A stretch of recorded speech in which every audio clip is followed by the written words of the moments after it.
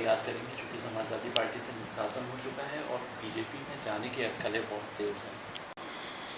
देखिए, अब ऐसे तो जब मैंने राज्यसभा का वोट किया था तो लोग कहें कि मतलब ऐसे अटकलें कह रहे थे कि गई हैं तो ऐसे नहीं गई होंगी, शर्त कुछ रख के गई होंगी, हो सकता है फूलपुर के लोकसभा के लिए बात की हों और टिकट इनको मिलेगा।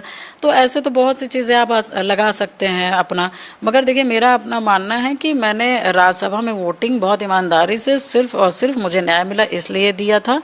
और देखिए, मुझे मतलब मेरा एक जो मिशन था, मेरा एक जो सोच था, राजूपाल जी को न्याय दिलाना, उत्तर प्रदेश की जनता को न्याय दिलाना, अपने समाज को न्याय दिलाना, उनको सम्मान से उनके सर को ऊंचा करना। जो मैंने सोचा तो वो मैंने किया और मैं अपने मिशन में पास भी हुई भोले बाबा के आशीर्वाद से। हाँ, राजनीतिक महिला हो गई हूँ, विधायक बन गई हूँ, तो ये नहीं कह सकती कि मैं राजनीति में नहीं हूँ। मगर हाँ, समाज की सेवा करना और जनता की सेवा करना ये दूसरा मेरा रूप हो गया है। तो कहीं ना कहीं मुझे समय और मतलब कि मुझे एक अच्छा कोई वो मिलेगा तो मैं ज़रूर अच्छी सी राजनीति करना चाहूँगी। मगर ये कि अभी मैं कुछ नहीं बता सकती, क्योंकि अभी अभी हमारा समाज साथ में बैठ ही नहीं पाया। आप ही लोग इंटरव्यू ले रहे हैं, तो अभी हम लोग कुछ बात नहीं कर पाए। इंडिविजुअल योगी आदित्यनाथ की थी या बीजेपी सरकार की थी या पूरी बीजेपी पार्टी की?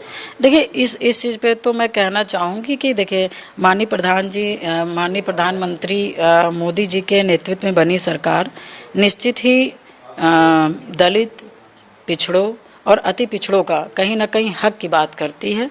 तो मैं ये कहना चाहूँगी कि मोदी जी ने और योगी जी ने हमें कहीं ना कहीं न्याय दिया, क्योंकि सरकार अच्छी बनी। तो जब सरकार अच्छी बनी तो यहाँ की सरकार अच्छी बनी और हमें न्याय मिला।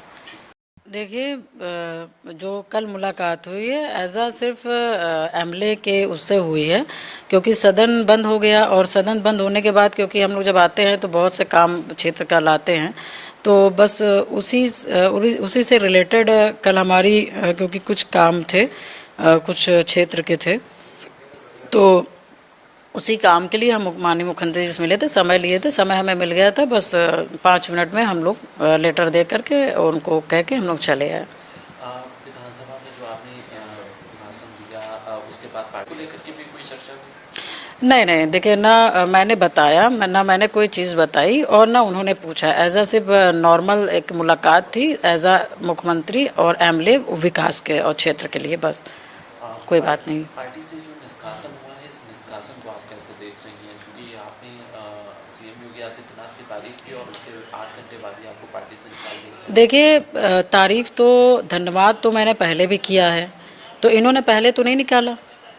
ऐसा तो नहीं है कि मैंने पहली बार धन्यवाद दिया। वो तो जब इलाहाबाद में हत्या हुई थी और इन्होंने अपराध के ऊपर अंकुश लगाने का काम किया था, तभी हमने धन्यवाद बोला था।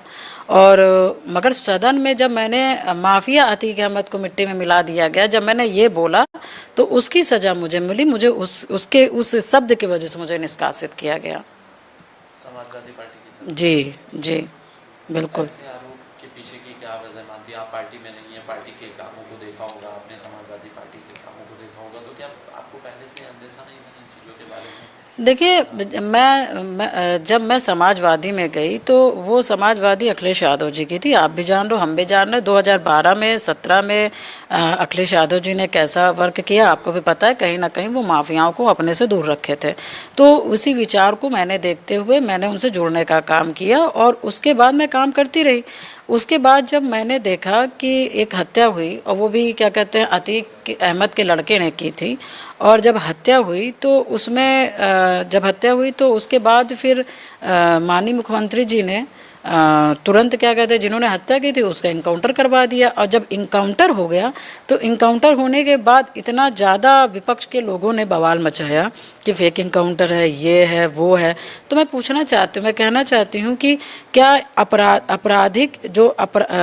का जगत का बादशाह था अतीक अहमद, उसका पुत्र जो छोटी ही उम्र में क्या कहते हैं पिस्टल उठाया और हत्या करने का काम किया, उसकी फ़ोटो आई, उसकी रिकॉर्डिंग आई, उसकी सब कुछ आया, तो ऐसे लोग कहाँ से अच्छे हो गए? ऐसे लोग कहाँ से क्या कहते हैं अच्छे नागरिक हो गए जो आप इनके बारे में आप रोना रो रहे हैं? तो ये साफ पता चलता है कि जिस तरह का इनका विचार है कि इन्होंने क्या कहते जब इनकाउंटर हुआ तो कहीं ना कहीं ये तो समझ आ गया ना कि इनके साथ संपैथी रख रहे हैं, और एक ऐसे लड़के की हत्या हुई जिसने खुद हत्या, ऐसे लड़के का इनकाउंटर हुआ है जो खुद हत्या करके बैठा है, और उसका इनकाउंटर हुआ, कोई सीधे साधे बंदे का तो नहीं हुआ है। तो आप उसका साथ दे रहे हो, आप उसका नहीं साथ दे रहे हो जो उत्तर प्रदेश की जो जनता थी, जितनी पता नहीं कितनी बहनों के मांग सुनी हो गई, पता नहीं कितने माताओं के गोद सुनी हो गई, पता नहीं कितने गरीब जने लोगों की क्या कहते ज़मीनें हड़पी गई, मकान हड़पे गए, और उसके बाद फिर क्या कहते हैं आपको उनके आंसू नहीं दिखा, और लास्ट में आपके आंसू किसको दिख रहे हैं, आपका जो भाव उठ रहा है वो किसके लिए उठ रहा है, आप एक क्या कहते हैं एक अपराधी के लड़के के ऊपर, एक जिसने हत्या की उसके ऊपर। तो कुछ चीज़ें हैं जो माननी समझनी पड़ेगी कि जिसने गलत किया वो एक्सेप्ट करना पड़ेगा, क्योंकि वो पूरी जनता देख रही है, वो कोई आप ही नहीं देख रहे हैं।